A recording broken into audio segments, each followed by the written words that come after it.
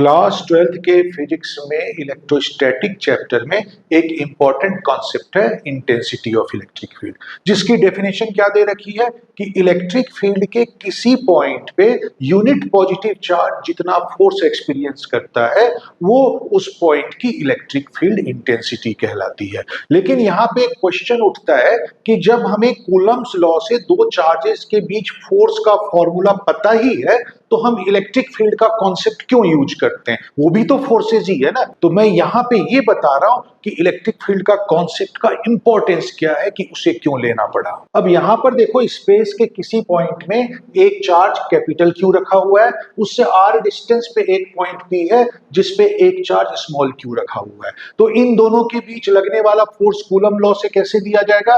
के capital Q into small q divided by R square. ठीक है, तो ये कूलम्स लॉ के हिसाब से। अब इस फॉर्मूले में क्या है कि दोनों चार्ज का प्रोडक्ट आता है। तो अगर हम इसको ऐसा सोचे कि भाई एक चार्ज का इफेक्ट कितना है, तो ये जो कूलम्स का लॉ है वो उसको नहीं बताएगा, क्योंकि इसमें दोनों चार्ज का प्रोडक्ट है और दोनों इक्वल ही फोर्स एक्सपीरियंस करते हैं।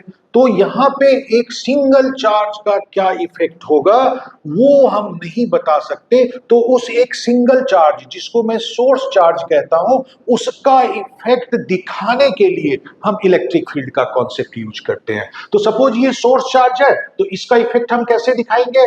तो इसका इफेक्ट दिखाने के लिए हम क्या करते हैं कि इस फॉर्मूले में सिर्फ यही चार्ज रहे तो हम बोल सकते हैं कि इसका इफेक्ट इतना है। तो सिर्फ यही चार्ज हम कैसे रख सकते हैं? तो फिर हमने कहा कि ये जो दूसरा चार्ज रखा है उससे इस फोर्स को डिवाइड कर दो F बाई क्यू। तो ये क्या बन जाएगा?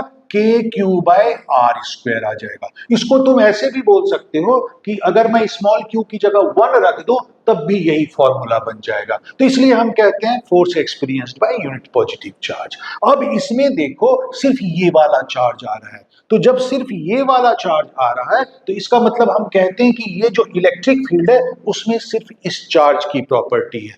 तो इलेक्ट्रिक फील्ड जो है वो एग्जैक्टली क्या बताता है? वो एक सिंगल चार्ज का इफेक्ट बताता है कि बड़ा चार्ज का इफेक्ट ज्यादा होगा, छोटे चार्ज का इफेक्ट कम होगा, जो कि तुम कूलम्स लॉ से नहीं बता सकते हो। तो इसलिए इलेक्ट्रिक फील्ड का कॉन्सेप्ट हमें यूज करना पड़ा।